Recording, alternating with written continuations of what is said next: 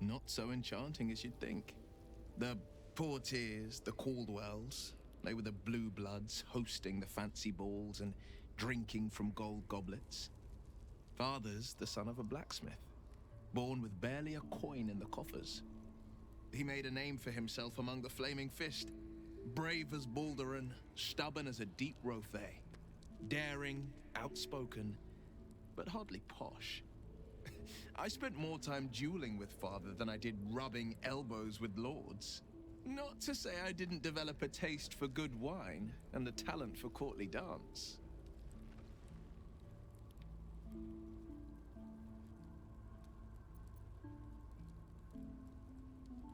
Yes and no.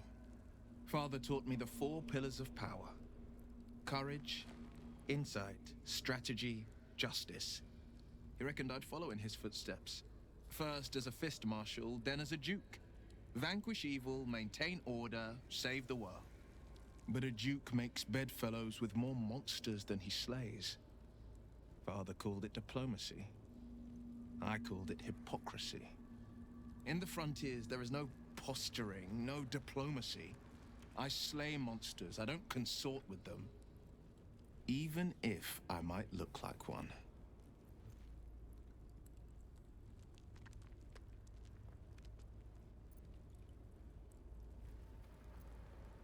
It's said that anyone who bathes in the river of blood emerges as one born anew.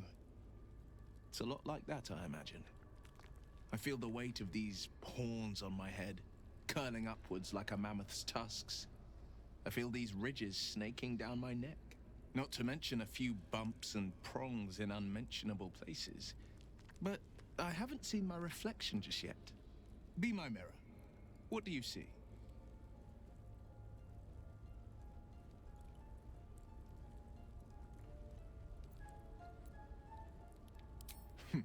It's because you know the heart lurking under the horns. The people will see a curiosity, maybe even a beast hungry for their souls.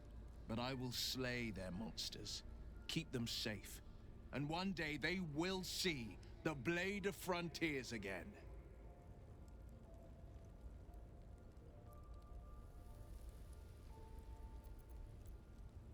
A possibility that's kept me awake countless nights. But I don't have a clue where to start, other than play her games and play by the rules. That's the only language devils listen to.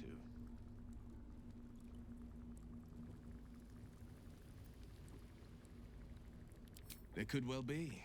She has the blighted thing. What I know of it is simply what has engraved itself upon my memory. My contract is very clear. I can bring Mizora no harm. She'll have to let me out of my pact willingly. The only way out is if I can out-bargain her.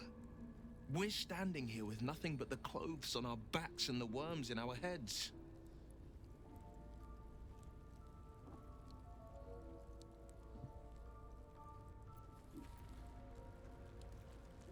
We can, I'm sure of it. How glad I am that you see me as more than my patron's pet.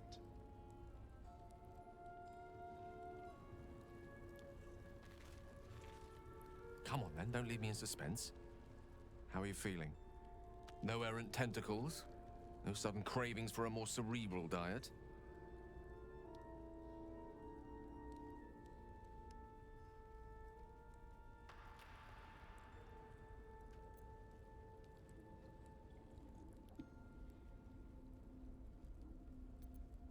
Wonderful. Advantages are a more precious commodity than I'd have hoped, given the nature of our predicament. I commend you on your willingness to take such a risk. Now, let's hope your new illithid fuel prowess tipped the balance suitably in our favor. Was there another matter you wish to discuss?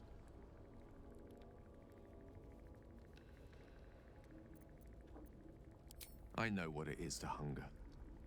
And I know what it takes to keep that hunger under control. He's done that so far, despite his condition. So long as he sates his appetite elsewhere, I'm happy to give him the benefit of the doubt.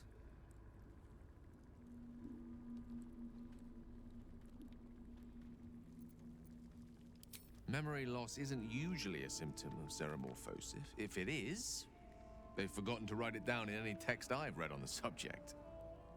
Then again, our case isn't exactly usual. Perhaps whatever's causing our tadpoles to remain in stasis has also affected your mind.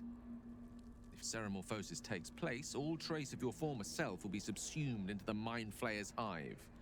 So, to still be here, if a mite forgetful, still a win in my book.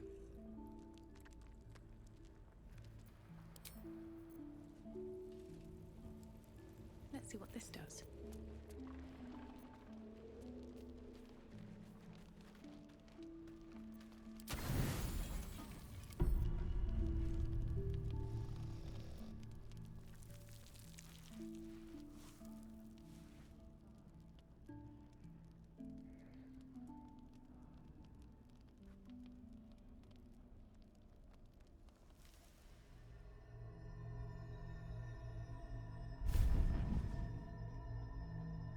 I promised I'd be back.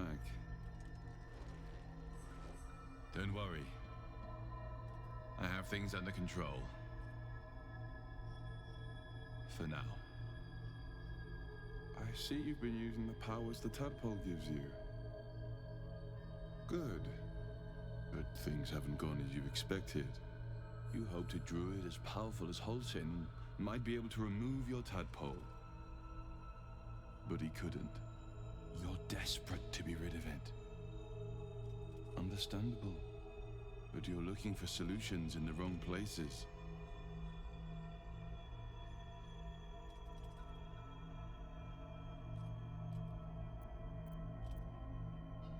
It's complicated, but I'm an adventurer. Just like you. Just like you, I was infected with a Mind Flayer parasite.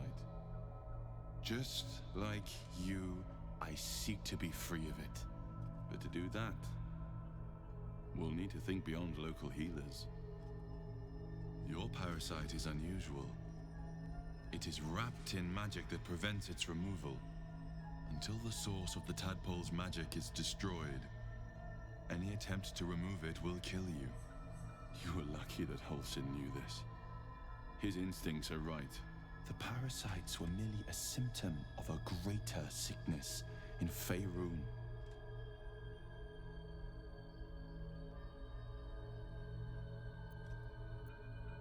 I have kept a careful watch on the movements of the cult, though the Absolute's aims are not yet clear to me. Its methods are. These parasites are more than illicit spawn. They are vessels for control. The infected hear the voice of the Absolute and believe it to be a god. That is how the cult of the Absolute is spreading. The highest of their rank, the true souls, carry a tadpole just like yours. It is how they receive their orders. It is what makes them obey. When the order to transform is given, it will not be a matter of days. They will be mind flayers in an instant. Were it not for my protection, so would you.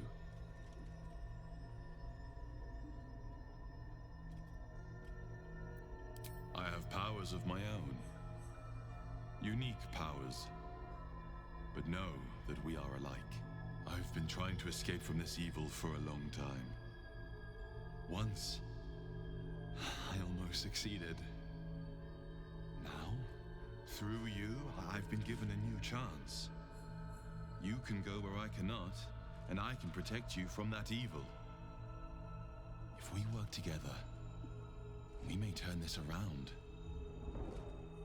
Hells. They need me. I have to go.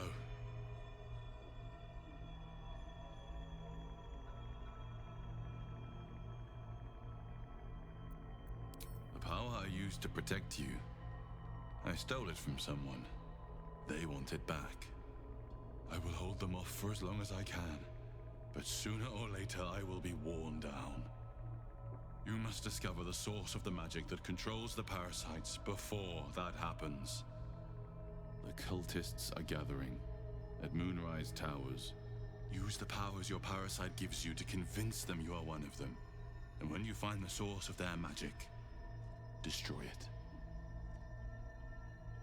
Go. Our freedom depends on it.